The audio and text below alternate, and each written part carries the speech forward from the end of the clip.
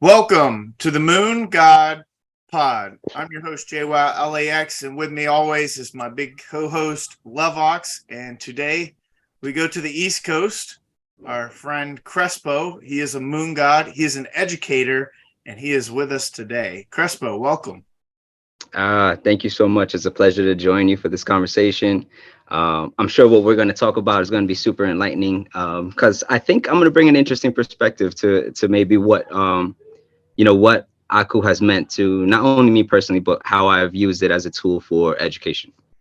Well, you are a part of the community. We were talking before we started, and you were saying how like you're kind of like this casual participant in like the discords, and Yeah. we all have our real life going on as well.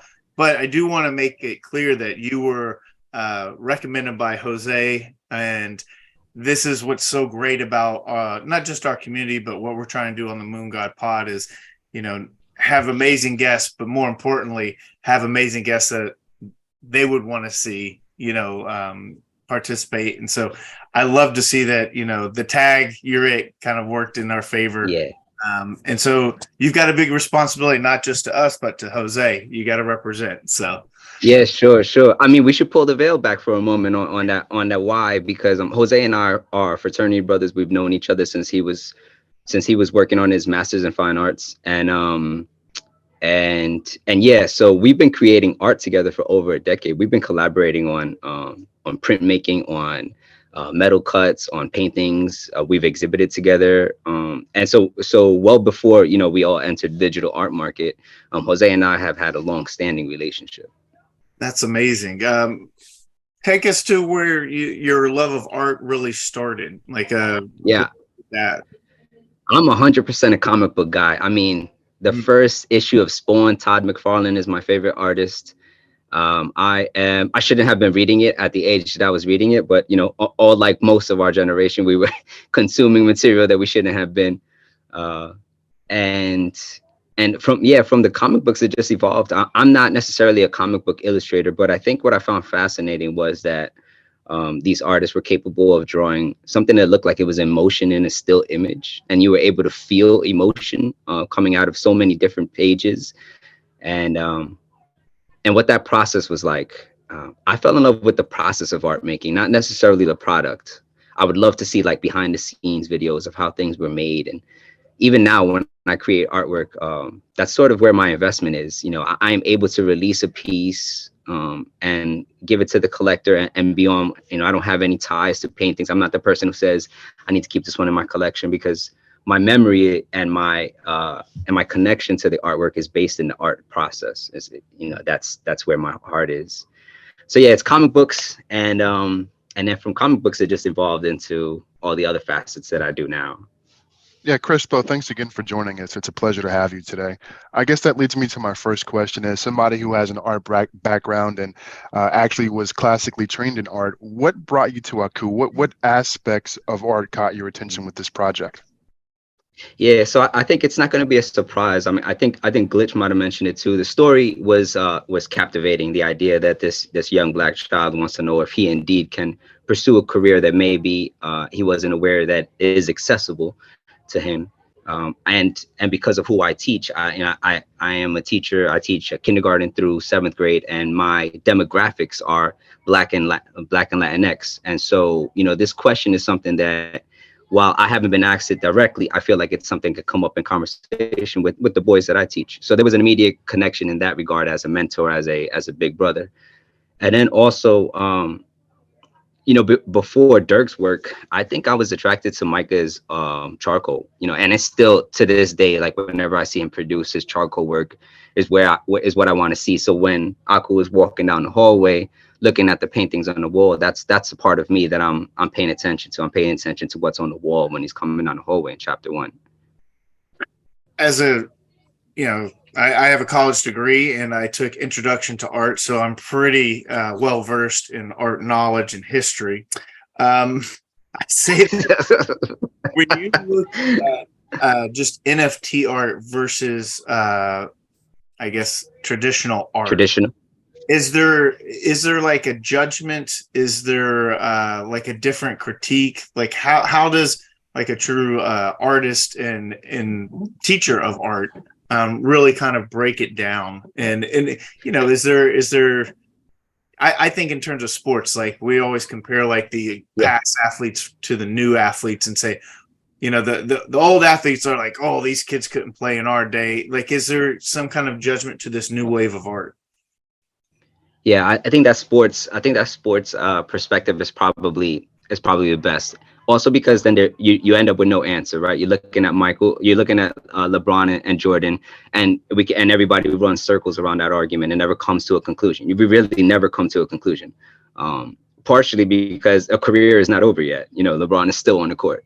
I think what happens with NFT and traditional, so I don't always refer to it as NFT. I really do consider it a digital art marketplace because I think that's the only difference. I really do think that it's a traditional art marketplace, and then there's the digital art marketplace. I would never call myself an NFT artist because I don't think that NFT is a medium. I think NFT is a market. I think that's a place where you sell. I don't work with. I can't paint with NFT. I can't draw with NFT. I can't color with NFT. It's not a medium. It's a place where we sell this stuff and where it's collected and it's exchanged. And so I think the artwork itself doesn't necessarily change. It's great for digital artists who were maybe making motion graphics that couldn't really sell that. There was no way for them to actually like go to a print fair and sit at a table and say, hey, I have this digital file. Would you like to just buy this, this flash drive off of me that has it on it? And I think that was great for them. I felt really good for digital creators in that sense. But also, there's tons of artists that are photographing and scanning traditional artworks, and that's the work that they're selling. And yeah, it's another outlet, right? It's another opportunity. If you're a fan of technology, then you would think to yourself, like, this is great. This is a new advancement, and you can settle there. Crespo, this is a two-part question. So you mentioned that you're a teacher of Latinx and Black children. So I guess question number one, how difficult is it to explain the concept of NFTs to those kids? Are they receptive to it? Do they understand it? And number two, have you been able to implement Aku in that classroom as well? Curious to get your thoughts there. Yeah, I love this question. Partially because I think, I'm not saying you two, but I think we as a society perhaps underestimate the knowledge of children. I have third graders who, if I put an image on the board, let's say I'm about to teach Aku, right? And when the students are walking into the classroom, I have the Aku website open, right? Aku World is open. They see the image of Aku there. I had a third grader once ask me before I said anything, is that an NFT? And I was like, that's interesting. So like, they're aware of it. They're aware of it. And I'm not gonna be the first person to mention this, but when we're talking about like the comparisons between skins in a game and NFTs and then just attaching that understanding and saying, hey, what if you own those skins from Fortnite, and you could sell them, and then there's some students who go, hey, well, I've created this account, where I got to X level, and whatever the best level is possible, and then I sold that account. I'm like, oh, so you understand it then. There's already an understanding there. It's just a matter of like, how do you make things relate, right? And that's always the goal, I think, of a good teacher. How are they trying to make information relevant to their students? Because the understanding, I think, is there. It's just making that connection. Now, regarding Aku in the classroom, I think AkuTars was a perfect segue for me to bring this into the classroom, because at first, initially, I was like, oh, we'll draw an astronaut and we'll have some fun with that. And then I thought about like, putting the astronaut in a different environment. But then when AkuTars came out, that's when we were able to have some fun, because I was able to show them all the different helmets, all the different, all the different traits. And they were able to start. I created a project where we had the same base helmet, and then the students were able to customize that helmet, and I gave them a bunch of physical materials. This was a physical project. It wasn't a digital project. So we had buttons and yarn and aluminum foil, and they were just taking all this stuff and making it, turning their helmets into monsters or turning their helmets into really far out things. And that's a project that I have taught twice already. And I'm looking forward to doing it again. So yeah, that's I think I answered both of your questions.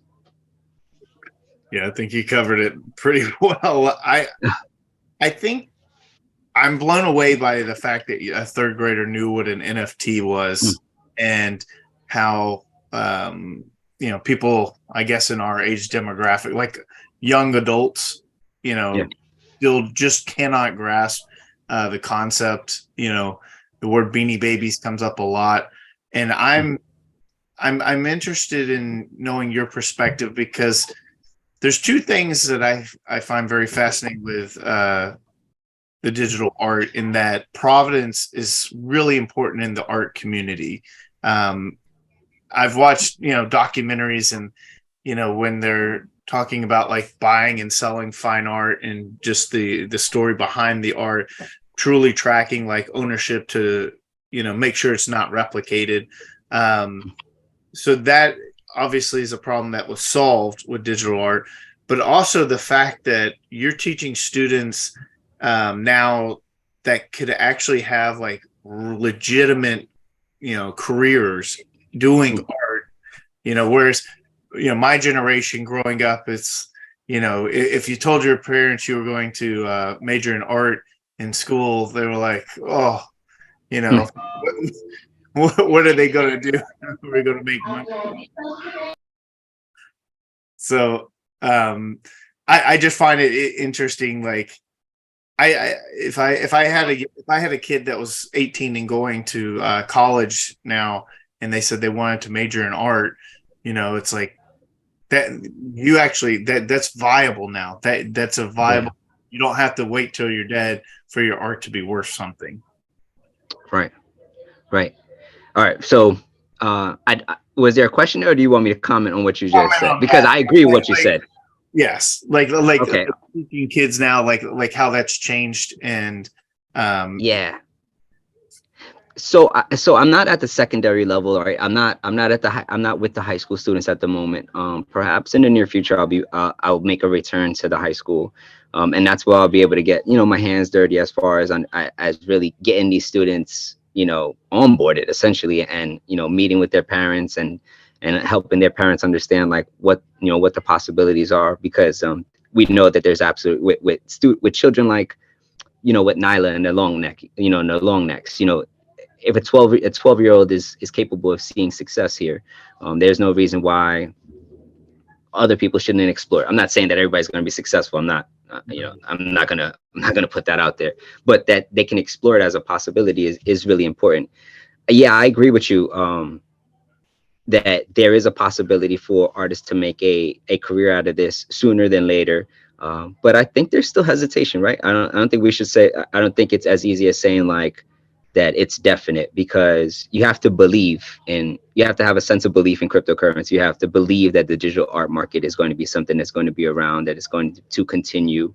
So there's a leap of faith there. I think there still continues to be a leap of faith. I think being an artist and understanding that you're going to find yourself in a situation where you're going to have to do marketing on your own. You're still going to have to know these other tactics.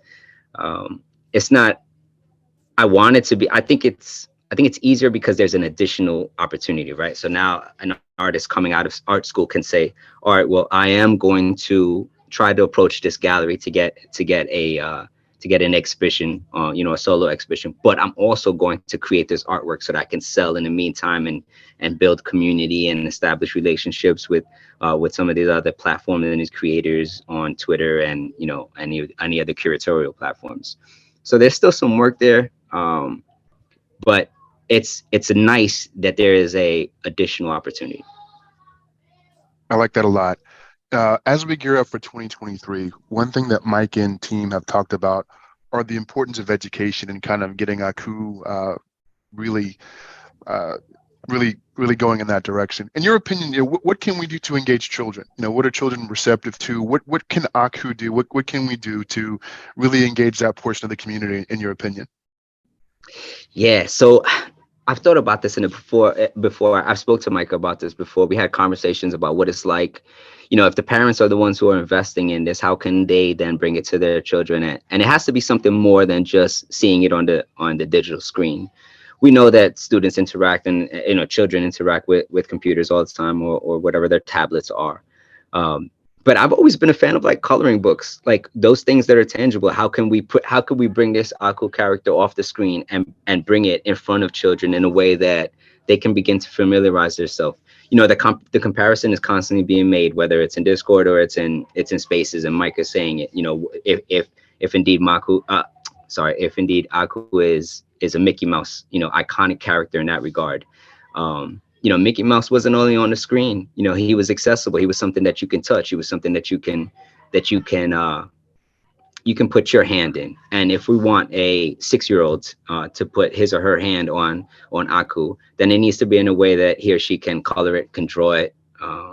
I think that actually right now, Pablo Stanley with Humankind is actually creating a coloring app to go along with that project. And I think that's amazing, that idea that, okay, so now you are bringing these elements. And even if it's for adults, right? Adults bringing in that childish, that reminiscing, that opportunity to be playful with this character. It's meant to be playful. It's a child. We're looking at a child on the screen.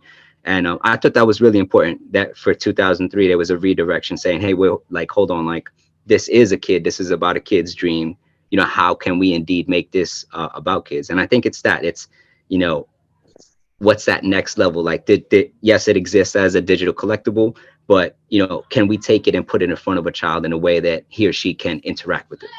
That's very interesting. I like that as well. Do you know, do your kids have hardware wallets? Do they know what that is? Do they own any NFTs? Do they have any experience with it at all, actually? No, at this level, I wouldn't have any. I have, so my 7th graders, perhaps I would be able to find a way to work with them to get them interested in it. And I would definitely meet with their parents. So I would do nothing, there's no way that I would do anything that I would be the sole responsibility for their security or their digital identity or anything like that.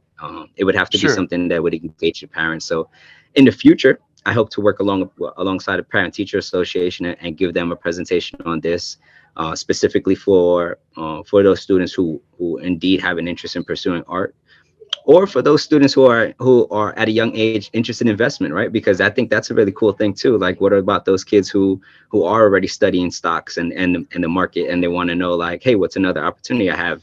I have this money that I would like to try something with. And I think that's a really cool place for them to invest their money, because they get to see something, they get to purchase things that they like, or they get to purchase things they don't like, because the chance of flipping it might be awesome. Sure. I'm going a bit off script here, but if I were to donate a hardware wallet, with an Akutar on that, and sponsor some kind of contest where, give me your version of your interpretation of Aku, would that be receptive to your kids? Because I think that's something I'd really want to get behind, and it kind of resonates with me. Yeah, I think that's incredible, and that would be major. I think what happens is sometimes teachers are asked to do competitions with outside sources, right? Things like the fire department, they do fire safety posters.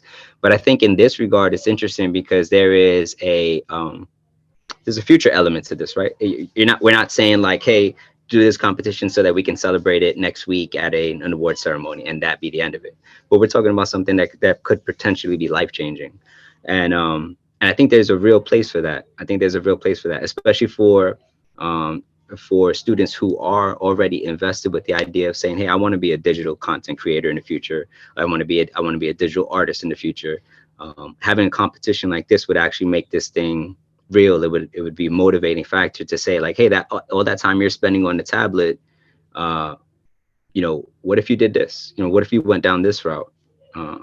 That's interesting. I hadn't thought about something like that, Lovebox. So you definitely have the wheels spinning on that, because that sounds like a fantastic opportunity. We can talk a bit offline, but let's get a Moon God Pod sponsored contest where we're going to give away a hardware wallet and an Akutar, and we're going to have kids submit their designs, and then we'll have the community in Discord vote on what they think is the best one, and that's how we're going to do that. I think that would really go about well. JWoww, what do you think about that? Hey man, I'm just along for the ride. You're the pioneer. You're the creative here. So that sounds awesome. Yeah, that sounds like an amazing opportunity. I don't have children, so I really don't have a good barometer on where kids are at today. But I always see these commercials for ABC Mouse. Is that a vertical that Aku that's possible? Like, is that what maybe they're kind of working towards, and how effective is ABC Mouse, like it in its popularity and utility? Yeah, ABC Mouse is on its own a pretty significant platform.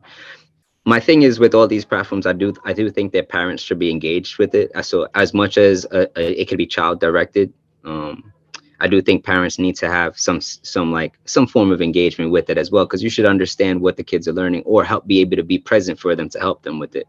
But these platforms are super powerful. This idea that a student can indeed be they can make the decision of how soon they will learn something, or how quickly they can learn something, because it'll be accessible to them, right? So if instead of waiting for the teacher to give them the next assignment, they can earn the right to move on to the next assignment. And then having those digital rewards inside of a platform, right? So like, let's say you're for every mission that or every learning activity you successfully complete, you get to design a custom classroom, right? So you get now you can you can have your own smart board. You can decide what kind of paintings are on the wall, because you're getting these credits through the platform. So there's a ton of learning applications that are like that. I think my son right now is enjoying like the Duolingo for children. He's loving that for like the I reading. was just thinking of that app exactly.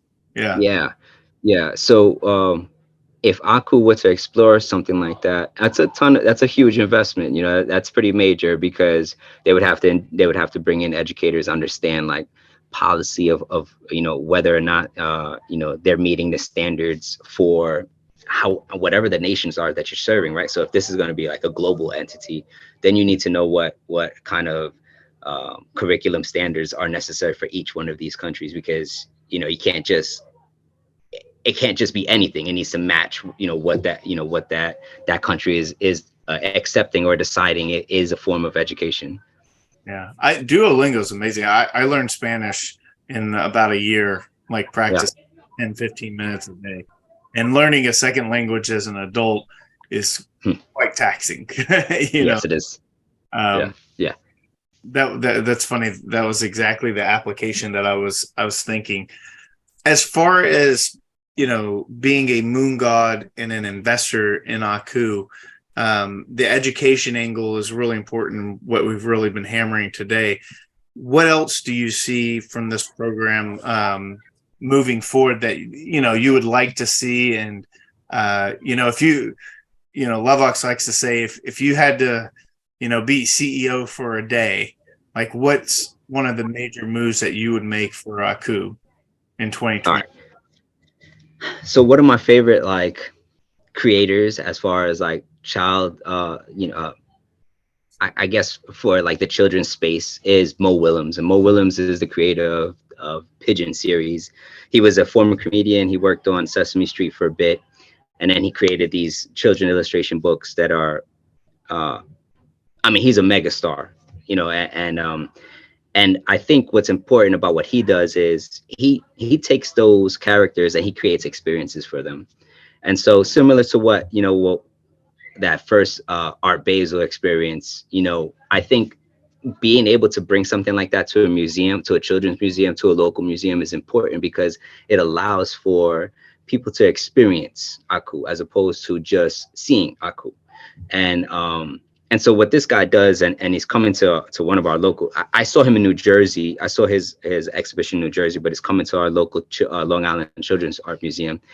And he basically just has this character with different games, different like activities. There's like drawing tables, there is photo booth opportunities, there is like hot dog tossing games, like like cornhole experience type of thing like that. But it's all based around these characters. So when you walk in there, you're completely consumed by the character and the story of these characters. And if you're familiar with like his books, then you're able to say like, oh, this is from that book, this is part of that story. And you feel like, it's really hard to explain, but you're not just, it's just not a visual thing.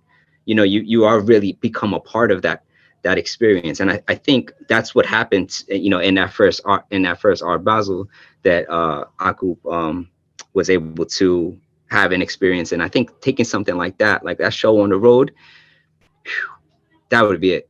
Much like Van Gogh immersion, Monet had. Exactly. Now there's like an Alice in Wonderland, which is really interesting.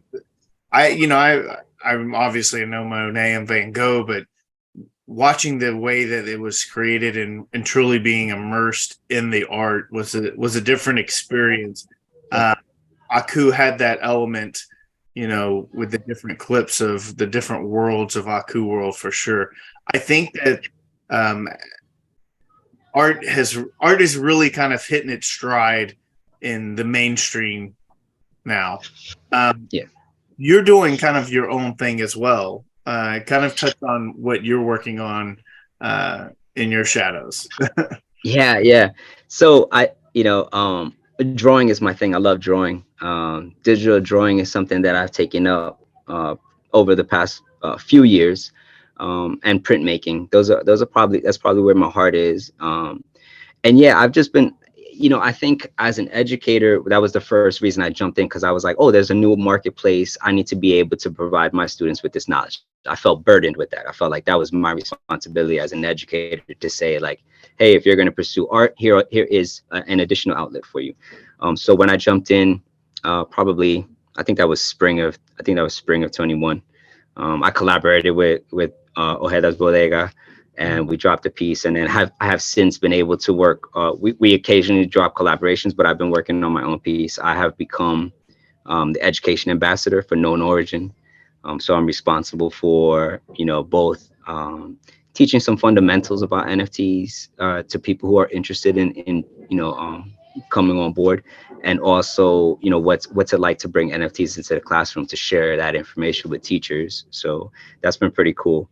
And then the other thing I've done is I have a community-based project where I am hoping to encourage fathers and male guardians to use creativity as a parenting tool. So that project is, since it's free and accessible for all attendees, that covers the materials, the space that we're in. I have been applying for grants, but my son and I have collaborated to sell some artwork. And you've used those funds to push, our initiative as well. My series, the work that I do is probably broken up into like 3. I have a chess boxing queen. So like, it's a queen that, from the game of chess with boxing gloves. And that's the one that Jose and I collaborate on the most often. So just putting her in different boxing positions and exploring like what I could do with that character has been pretty fun. That's an exploration and a celebration of the power of women. I have another thing called Scaredy Pants, which is my pop art project and my comedy horror. So taking these 3 ghosts and possessing like popular characters' pants, right? So it's like Homer Simpson's pants, and I have my ghosts coming out of them instead of Homer, something like that. And then my fatherhood series. So that's the stuff that I work with my son, or I work on it on my own. So my work is divided into about 3 different series, and I'm pretty consistent with those. When it comes to your art, how do you describe your style, and where do you get your inspiration from? Yeah, my style is my style is it. I wish I had an answer for that. My style is illustrative, with the intent to both to make the viewer feel powerful and to experience joy. I think that's ultimately my goal. I want somebody, when somebody looks at my work, I want them to say like, oh, I too am a fighter, or I too and I want to take this moment and enjoy. I want to laugh. I want to look at this piece and feel what it was like when I used to be able to just sit and laugh. And I think I do that by trying to be as illustrative as possible. As there's no like abstraction to my work. I really want my stuff to be super identifiable. Like when they see my work, I want somebody to say like, oh, that's that thing. I don't want any hidden messages in my work. Whenever I'm thinking of creating something, it's not usually based on emotion. It's usually based on an idea that just says like, hey, I want this message to get out. But it has to be, I guess the style is illustrative in that I like bold lines. I like bold colors, not necessarily bright colors, but big, bold colors. And yeah, the reason that question is a little complicated for me is my style is ever evolving. partially because when I'm in the classroom with the students, I like to switch up my style depending on what kind of projects we're on. And so that carries over into my studio practice. And also I'm not, I don't feel that, at 38 years old, I don't feel like I'm ready to settle on a style yet. This is not like relationship, right? It's not like me, deciding whether or not I want to start a family. My art, because it's so personal, because it's a passion project, I can continue to explore. I'm fortunate in the sense that it's not, it's not my bread and butter, right? Because I'm a teacher. That's where my career is, and art I can allow myself to be as explorative as possible. Long answer. I love Ox. Sorry. With the rest of the art that you've like consumed in the digital space, some certain names have really kind of risen to the top, and I sometimes wonder, is there art that great? And art is obviously in the eye of the beholder, but is there art that great, or did they just come early? Like, and so I want to just throw out like two, Yeah. the biggest names in like Okay. Beeple and Ferocious.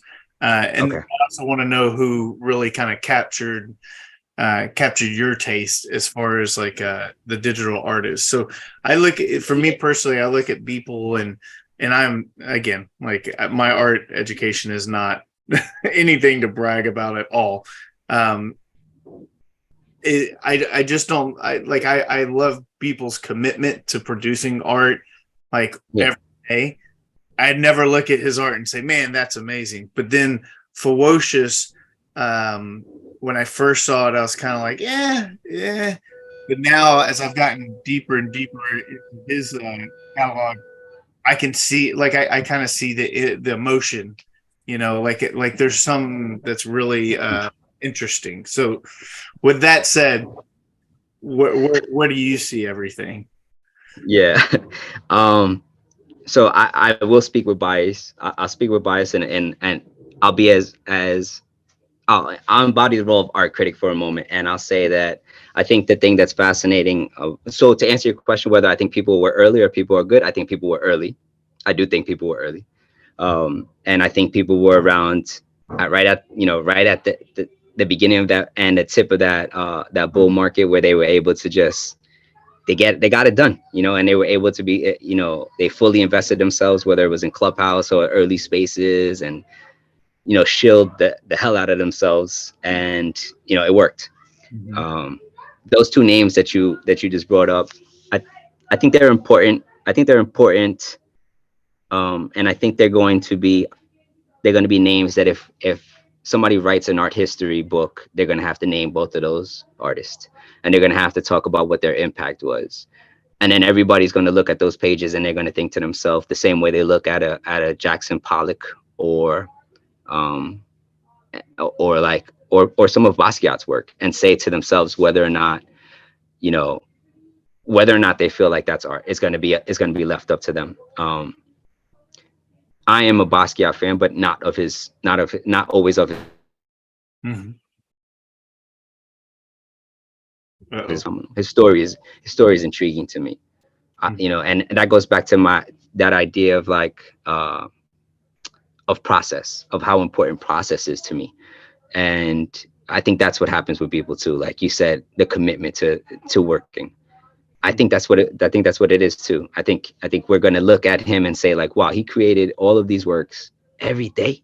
Like, he really did this every single day. So yeah, I think those two names are going to resonate in art history books of NFTs. We're going to have to look at both of them and decide then, as consumers, as collectors, as artists, whether or not we feel like their artwork was something that caters to us. Of course, everybody has their own individual um, wants when it comes to art, right? Because you can't just define it, right? So it's going to be what you thought, but you can't deny that they made an impact on the marketplace and continue to, right? We still look at what Beeple's doing. His That sale is forever going to be an iconic sale, something that people are going to look on as to whether or not it made or broke us. Was it too much? Was it too much too early? And everybody else was just playing catch up then after that. And then Ferocious, I think what he's doing is he's embodying. I think is entering a new phase of his celebrity, and now caught up with understanding whether or not, like, does he have to be somebody who fights for, you know, human rights in addition to just making art, you know. And so I think we're moving on to the next phases of both of them, but what they've already, their stamps on it, is going to be, it's going to be undeniable. Mhm. This is more a statement than anything, but I didn't know, like, I consider myself a neophyte art collector. Okay. I've probably gained a little bit more along the way here, but just how important a story is, right? How important people's everydays and Ferocious's gender orientation and the struggle and some of the pain inside the art. And I can think of maybe how distinct X Copies art is. So it's just it's really interesting to me to look at. Okay, now we have Micah Johnson with the story. So really, it's, you know, you see the movies and you see this guy buy a $10 million painting and he has a story that he talks about for 15 minutes. And that's the thing. Like, I didn't know how important story is and how important it is to champion yourself in the space. I feel like there's more. There's definitely a lot there, and I think what happens is, for some of us, especially for people who are just collecting now, we weren't around for the major players, right? For those for those masters, for those pop artists who were so instrumental, for those expressionists or neo-expressionists, you know, whatever the era was. We weren't there to witness them in their glory, right? We weren't in Italy to see Michelangelo being hired to paint the Sistine Chapel. We didn't see that, but people saw that, and so that was able to resonate with them. I think what's happening is these are our contemporary artists now, and we're able to, because of Twitter, because of videos, because of Instagram, because of spaces, we're able to be in the lives of these artists, and artists are allowed to share themselves in a way that they feel, to the point that they feel comfortable, right? But they aren't the only contemporary artists. We've been around contemporary artists before. So if you look at something like PBS's Art 21, right? So their documentary is on artists that are currently alive with us now, you know, and what it's like for that. If you live in their city, you know, if you live in the city of these artists, you can be a part of this experience. And, you know, because they're so impactful, their studios are open. You can go to their studios. And so now it's just a matter of, like, you know, what are we learning within the digital art marketplace that we can apply to the entire art sphere, and say, like, there are other artists that I like that are around right now. They're not exploring digital digital collectibles, and I still want to learn. I still want to know about the story, and I still want their artwork, right? So I think story is important, and we shouldn't have to wait until the documentary After Death comes out. The only like large art piece that I ever bought was at a Santa Monica gallery here by the beach years ago. I bought it from my parents, and it was 3 wiener dogs swimming underwater. And I saw this painting, and I, like, for years, and then I finally, like, that I bought it from my parents, and it's Okay. in their living room. That's the only real physical piece of art outside Okay. buying stuff from like Ross to decorate, you know, my house. With that said, you know, I want to thank you, because your education level and just insight, it just opens up a whole different perspective for myself, and certainly the education element of it.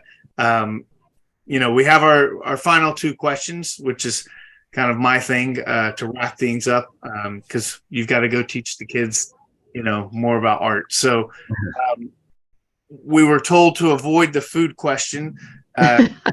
Our in-house food critic JwowLax is going to ask this one.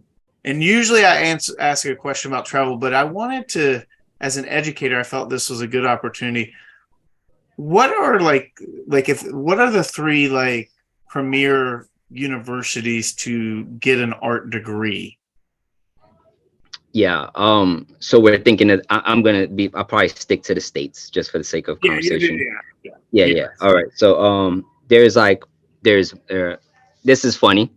It's MICA, well, but it's in Baltimore, Massachusetts. Not Massachusetts, sorry, Maryland Institute of College and Art. So MICA, Savannah down in Georgia. And there are a lot in New York. So it's hard to but the Fashion Institute is pretty huge when it comes to, like, creatives pursuing some different types of degrees in art. Is that Um, FITM? Like say it fashion again. FITM, like Fashion Institute of Design, or is that a different? Because we have one in LA. Yeah, it is different than the one in LA. Yeah, yeah. Okay. Oh, but you know what? Of course, there's a ton of California too, because Yeah. that's just where there's. I mean, there's an entire genre of like illustration and cartooning right now that's just based on this style that's coming out of some of the California art schools. I have a question though for you before. I do have a question, because you said that there was only one physical piece that you ever collected, but you are a collector now in the digital art marketplace. What held you back from collecting physical pieces? Um, I never had anywhere to really display it. Oh, Like fair. I I don't host, like I don't really have a lot of people. No, I used to have an Airbnb business, and so I had a bunch of houses, and I would literally go to Ross, and I would go to like Goodwill and buy Okay. cheap art just to cover the walls. I did buy a piece. I'm actually looking at right now. It's October 1962 cover of Couture. Okay. I found it like at a Goodwill, and it's the cover is a woman in a monarch butterfly dress. Okay. Not that that really does anything, but when I saw it, I was like, man, that's something. Like it was very story. And when I was in line, a woman behind me was pissed that I found it because she was all like, garage Yeah. antique, and she offered me $100 for it, and I paid $2 for it. And I was like, no, I'm good, thinking I had gotten like a, oh, I found me a Rembrandt, and the art that I do keep and buy, I love maps. So Okay. I've probably bought like 10 pieces that are just different kinds of maps, like colored certain ways, like antique, like scripted maps. So, again, that's nothing that I think is like very artsy, but it's what I like. And when Sure. you're not swimming underwater. In my heart, I was hoping that you weren't going to say something along the lines is because the physical art didn't come with some type of utility. I was like, please don't say it, JWoww. Please don't say it. Because I think that's a new burden that's placed on artists that I happen to not be a fan of. So I would talk down, whatever the case was for that. Although I don't know, but people have expectations for their investments. As an artist, I say that the artists are already putting a lot into what they're producing. Well, most Yeah. are. Lovox is he's got more physical acclimate than I do. Okay. He prefers statues though. Okay. Wow, I see what you did there. Yeah. Thank you, sir. It's interesting that you say that. The amount of money that I've spent on NFTs, I couldn't have imagined in my wildest dream Right. I would be doing that 2 years ago. So, I guess to answer your question, why? I guess it's a medium that appeals to me, right? So it's for the first time, it's a way for me to intimately connect with artists that I would have never seen in my entire life, right? So you're searching, you're looking at it. Like I am a true blue flipper guy, buy, sell, trade, like that's me. And then it just captivated my attention. And then along the way, I fell in love with the art. So it's like I came for the adrenaline rush and I stayed for the art. So that's pretty interesting. I guess in closing, my question to you is I am interested in more physical based artists. Who do you recommend from a contemporary basis? Who's on your radar screen? Who should I be looking up, and how do I find these folks? Right. I think my number one right now, and a guy that's I'm pretty heavily like invested in the sense of like wanting to learn more, and is Hebrew Brantley out of Chicago. Hebrew Brantley is making some incredible waves. He has, and I guess when you see it, you'll see how it aligns with Aku, in the sense that he has a character called Flyboy, and what he did was he also wanted to tap into iconic cartoons, and what would it be like if if African Americans had their opportunity to create an iconic character early on, and how would it stick? And so you'll see that the character has elements of Tuskegee Airmen on him. He rides rockets, he flies, he does parachute stuff. He can do all these things that incorporate like flying, but ultimately he is a superhero, and that that a child can really see him or herself being, because he has a girl version as well called Little Mama. So Hebrew Brantley, big name collectors, has exhibited early on in Basel as a solo exhibitor, and I'm not going to go down the list of people who have collected his work, but he's got a lot of big names in his collectors list, and I think he just released a book. He's gonna. I think if he hasn't already ended up on your radar, I think he's gonna end up very shortly. I'm looking at some of the pieces now. I live in Chicago, and I was unaware, so I appreciate you putting me on.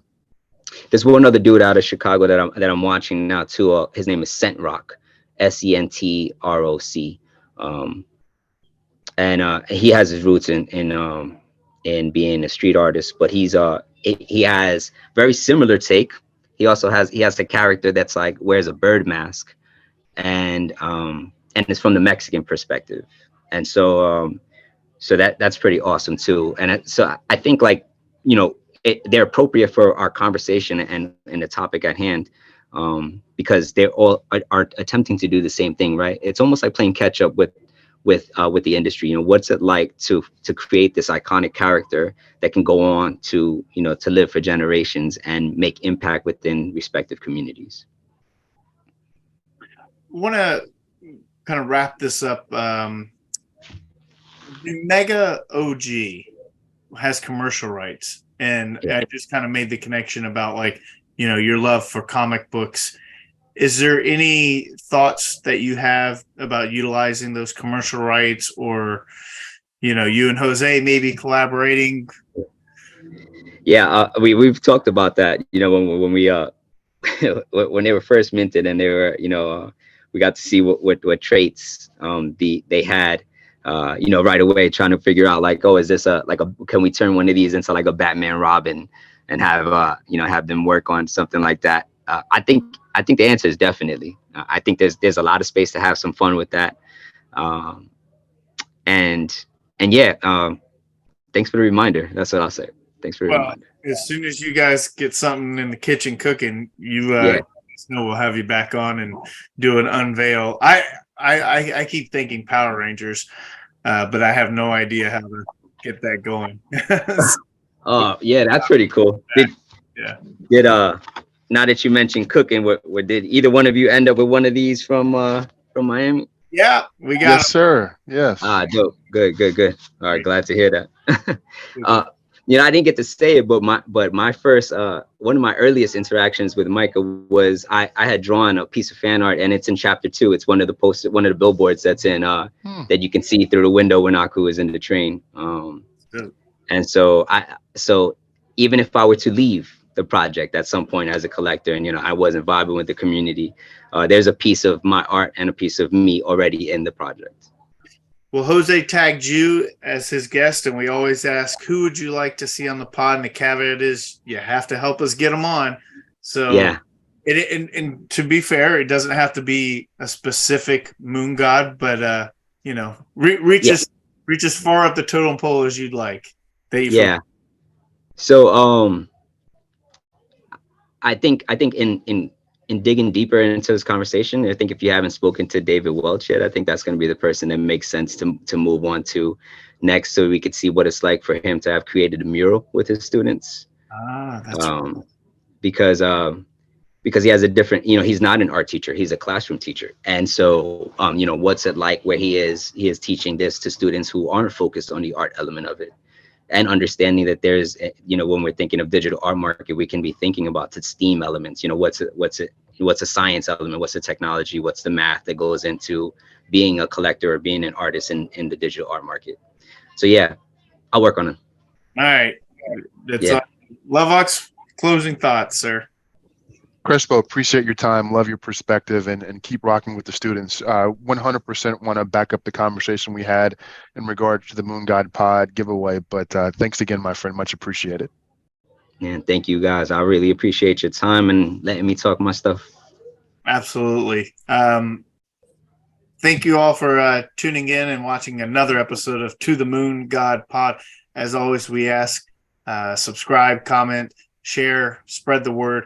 And if you've made it this far into an episode, then you've obviously enjoyed our content and gotten some value. So add value back to the community by helping us keep it going. And, we'll keep getting guests thanks to people like Crespo linking us up with the dominoes that fall is really amazing. And it'll be really fascinating to see kind of where we go. That's how we do it. Fly by a seat of our pants. So for LoveOx, for Crespo, I am JwowLax. We will see you next time.